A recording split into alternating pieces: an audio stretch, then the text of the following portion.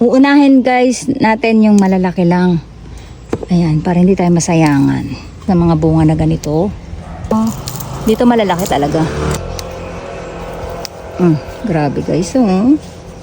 Ay, mga tayo ng mga sili. Yes po, gusto ko pong kumain ng pangat at nanguha na nga tayo ng kamyas natin. Ay, mas maraming sili, mas masarap. Ayan po, fresh na fresh yung ating mga sili, guys. Diba? Sayang yung mga kamatis natin at hindi pa sila hinog. Berde pa yung ating mga kamatis. Ayan, pipitas tayo ng talong, guys. Hindi pa natin to natatransplant, pero tingnan nyo, nagbunga na sila. O, diba? So, ayan, kukuha tayo ng 2 talong.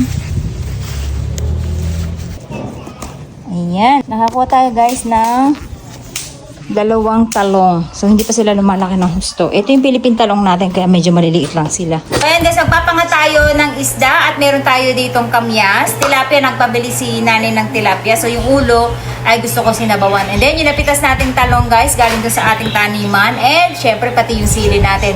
Sayang lang, hindi pa masyadong malalaki yung mga sibuyas natin. Actually, meron akong tanim ng mga sibuyas guys. And then, yung dahon lang yun ay okay na natin pakinabangan.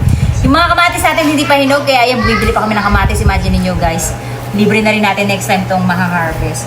So, ang gagawin na muna natin, ipe-prepare na muna natin itong ating mga pampangat. Sayang lang guys, wala tayong chicharon. Grabe na lang naman ang tilapia na to. Wala nang dumating ako, hindi pa kami tilapia. Tapos, kamatis. Kamyas guys. Ayan. And then, ihuli natin itong ating sili. Ang salt and pepper. Sige lang may pamunta. Salt with Ajinomoto natin guys. Mas masarap to guys kung may chicharon tayo. Ayan. Tatakpan lang natin guys. Kumukulo na siya. Tapos mag-add lang tayo ng ating patis. At ilalagay na rin natin yung ating sili. Pwede natin itong ating sili. Pwede na natin patayin yung ating apoy. Ayan. Ang sarap guys. Yan guys, kain tayo. At syempre di mawawala yung ating patis na may kamyas na may sili. At let's eat! Higop tayong sabaw. Ba't kulay white? Ano nilagay mo? Katas yun. Saan nakalagay? Tadakamas guys. Gutom na ako. Gusto kong mag-kutsara. Ay magkamay. Kaya lang hindi na kamay ko kasi naglupa ako kanina. Grabe. Ang sarap ng sabaw guys.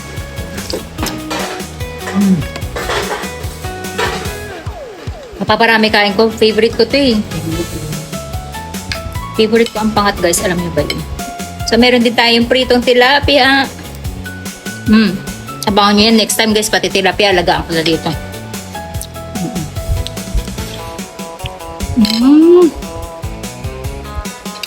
Kung may dahon na yung kangkong natin, yung sitaw natin, naglakihan na. Kaso guys, naliliit pa nila. Kaya hanggang dito lang muna yung pangat natin. Pag kompleto na tayo ng gulay. Ang sarap ng pangat natin nun. May sitaw, may talbos. Diba? Yung patis ko, niligan ko ng kamyas. Para mabalansi ko yung asin. Grabe, ang sarap. Ang sarap magtanim, guys. Kaya lang langaw, tsaka bisip.